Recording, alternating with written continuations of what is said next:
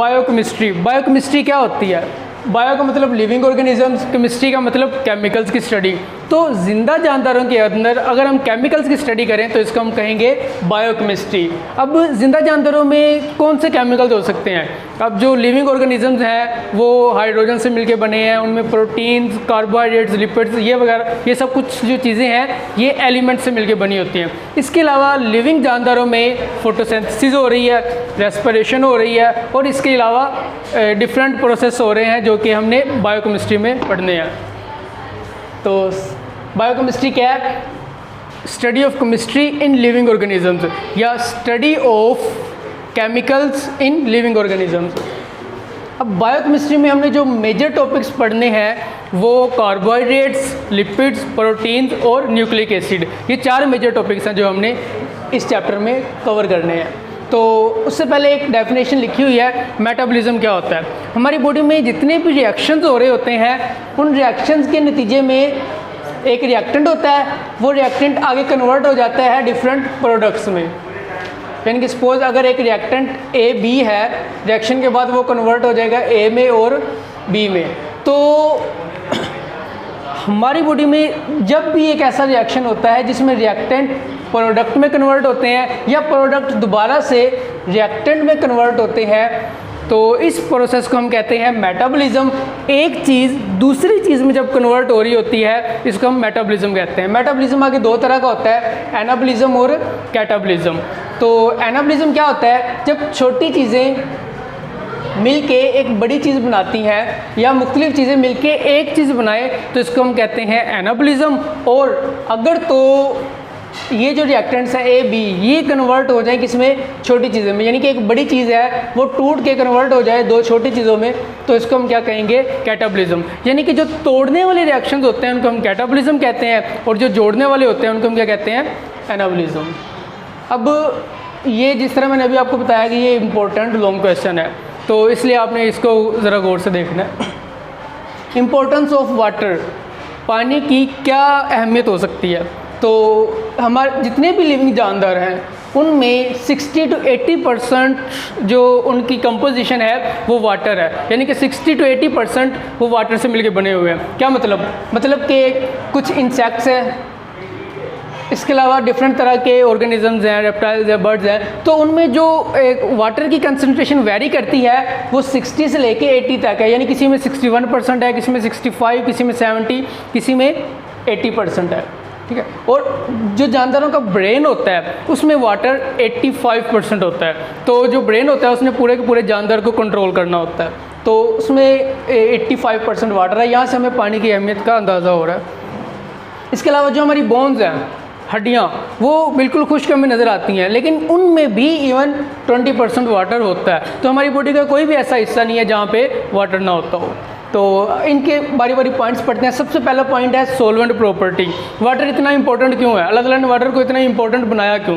क्योंकि सबसे पहला जो पॉइंट है इसकी सोलवेंट एबिलिटी। ये एक यूनिवर्सल सोलवेंट है। सोलवेंट क्या होता है? जिसके अंदर क्या होता है? सोल्यूट्स ने आके ऐड होना होता है। तो सोलवेंट और सोल्यूट आपस में मिलके क्या बनाते हैं? सोल्यूशन बनाते हैं। तो ये जो वाटर है ये हर तरह की चीज़ को अपने अंदर डिज़ोल्व कर लेता है, लेकिन इसमें भी एक एक्सेप्शनल है। वो चीज़ पोलर होनी चाहिए, यानी कि उसमें डाईपोल्स होने चाहिए। तो मोस्टली जो कायनात में चीज़ें हैं वो ज़्यादातर डाईपोलर हैं, यानी उनमें पोल्स मौजूद हैं, तो वो पानी के अंदर सोल्यूबल हैं। तो हमारी बॉडी में हम कोई भी अगर खुराक खाते हैं वो डिज़ोल्व हो जाती है वाटर के अंदर। इसके अलावा जब भी मैंने आपको बताया मेजर जो प्रोडक्ट्स हैं, कार्बोहाइड्रेट्स, लिपिड्स, प्रोटीन्स या ये जो DNA, ये सारे के सारे वाटर के अंदर इजीली सोल्यूबल हो जाते हैं। जो लिपिड्स होते हैं वो दरअसल नॉन पोलर होते हैं, वो सोल्यूबल नहीं होते। लाइक जो फैट्स हैं और जो ऑयल्स हैं वो सोल्यूबल नहीं होते। मेजर चीज़ें इसमें सोल्यूबल हो जाती हैं। तो ये है यूनिवर्सल सोलवेंट। अब इसको यूनिवर्सल सोलवेंट कौन बनाता है? जो वाटर है इसमें इसका जो फार्मूला है वो H2O है, यानी कि इसमें एक ऑक्सीजन है और 2 इसमें क्या है? हाइड्रोजन मौजूद हैं। अब ऑक्सीजन पर चार्ज होता है पार्शियल नेगेटिव और हाइड्रोजन पर चार्ज होता है पार्शियल पॉजिटिव। ऑक्सीजन पर पार्शियल नेगेटिव चार्ज इसलिए होता है क्योंकि जो ऑक्सीजन है ना वो इलेक्ट्रोनेगेटिव है। अब जो हाइड्रोजन के पास करीब करीब इलेक्ट्रॉन है, ऑक्सीजन उनको अपनी तरफ अट्रैक्ट कर लेती है।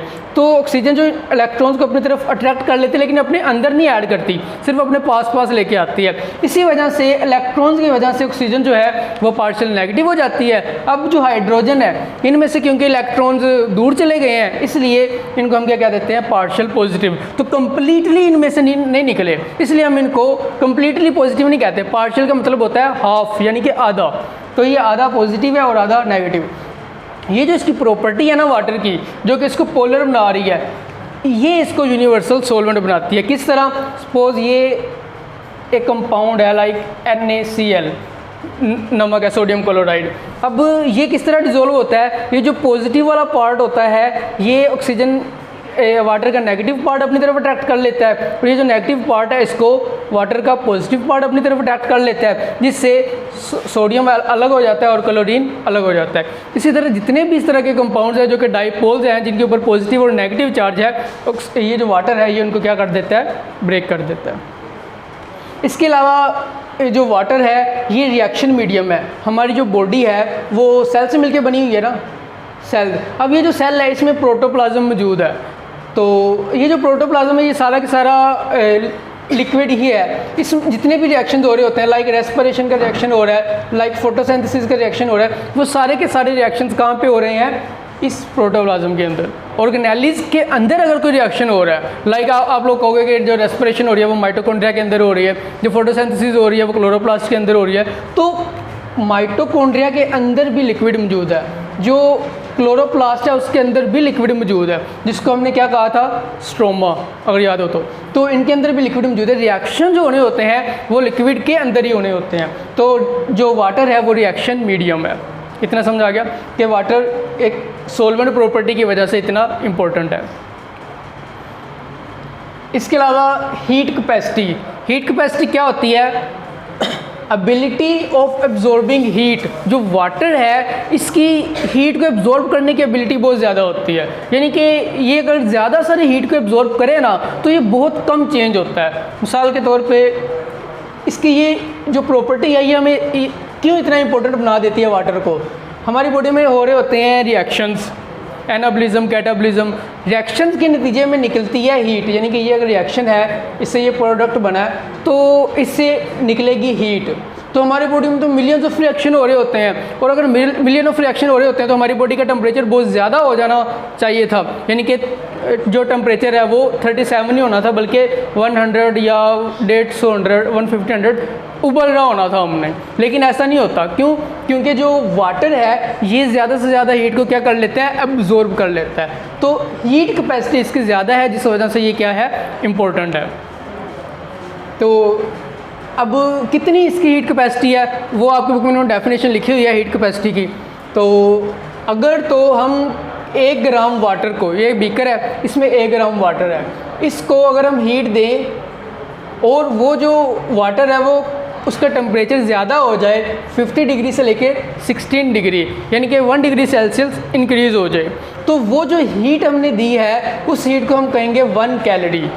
अगर तो 1 ग्राम पानी का टेम्परेचर 1 डिग्री सेल्सियस इंक्रीज़ हो जाता है तो वो जो हीट होगी वो 1 कैलोरी होगी, और ये है definition heat capacity of water की। ये समझा गया?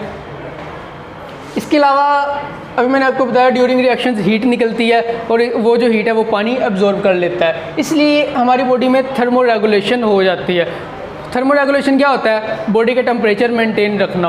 अगर तो गर्मी है तो गर्मियों में हमारी जो बॉडी का टेम्परेचर है वो 37 ही रहेगा। अगर सर्दियाँ हैं तो सर्दियों में बाहर का टेम्परेचर चाहे 0 डिग्री सेल्सियस हो जाए, लेकिन हमारी जो बॉडी है उसका टेम्परेचर क्या रहेगा?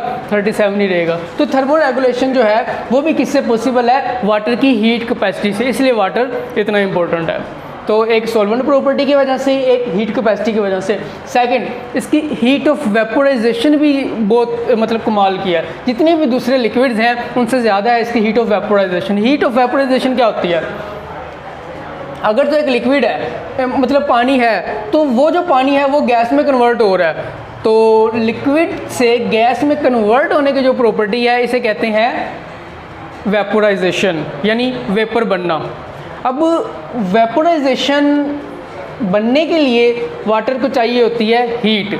तो जो पानी है, तो यहाँ पर उन्होंने एग्जांपल दिया जो आपकी बुक में कि अगर हम 1000 ml क्या होता है, 1 लीटर पानी होता है। 1000 ml मतलब 1 लीटर।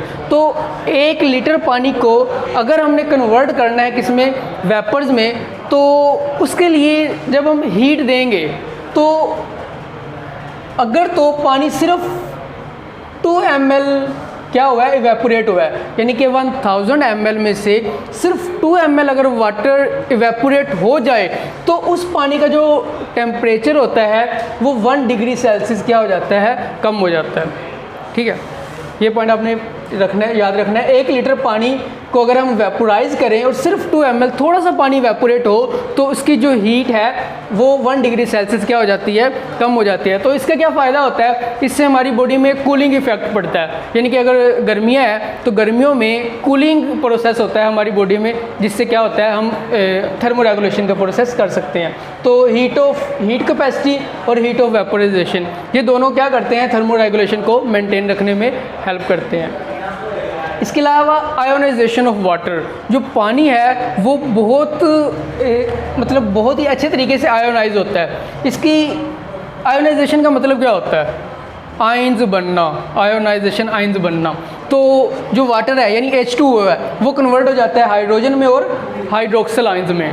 तो हमारी बॉडी में हाइड्रोजन आयंस और हाइड्रोक्सिल आयंस वो बहुत ज़्यादा इंपॉर्टेंट होते हैं। हमारी बॉडी में जो तमाम के तमाम जो क्या कहते हैं कार्बोहाइड्रेट्स, लिपिड्स वगैरह बने होते हैं, उनमें जो मेजर पार्ट होता है वो कार्बन और हाइड्रोजन होता है, यानी ऑर्गेनिक चीज़ों से हम बने हुए हैं। तो ऑर्गेनिक चीज़ों में मेजर क्या होता है, हाइड्रोजन। तो हमारी बॉडी में जो जितनी भी चीज़ें हैं उनको हाइड्रोजन चाहिए होता है। तो हाइड्रोजन वो कहाँ से लेते हैं, अगर उनको हाइड्रोजन चाहिए तो वो पानी को ब्रेक करते हैं, उससे हाइड्रोजन ले लेते हैं।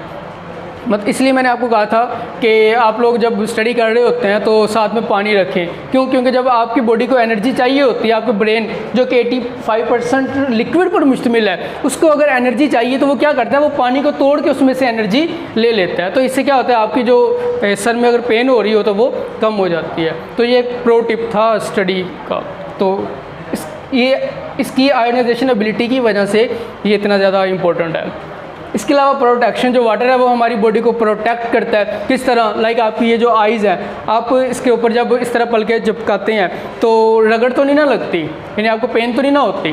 तो वाटर की वजह से या जो हमारे आंसू होते हैं उसी की वजह से हमारी आँखों को रगड़ नहीं लगती। इसके अलावा हमारे जो हार्ट है, यानी हमारा जो दिल है, डिफरेंट ऑर्गन्स लाइक हार्ट, इसके अलावा हमारे जो लंग्स हैं इस तरह के, तो ये जो लंग्स हैं ये भी मौजूद हैं कहाँ पे, एक कैविटी के अंदर, और वो जो कैविटी है वो लिक्विड से भरी पड़ी है। तो जब ये लंग्स फैलते हैं तो ये जो इसकी दीवार है ये इस कैविटी के साथ अटैच नहीं होती। क्यों? क्योंकि इसमें पानी मौजूद है। इसके अलावा जो हार्ट है, यानी कि इस तरह का हमारा जो हार्ट है, ये भी मौजूद है एक मेम्ब्रेन के अंदर। तो जब ये हार्ट जो फूलता है, धड़कता है, तो इस तरह होता है ना, तो ये जब फूलता है तो ये दीवार के साथ इसकी रगड़ नहीं लगती, ये ज़ख्मी नहीं होता, इसलिए आपका दिल जो है वो ज़ख्मी नहीं होता, या ज़्यादातर लोगों का दिल ज़ख्मी होता है आजकल।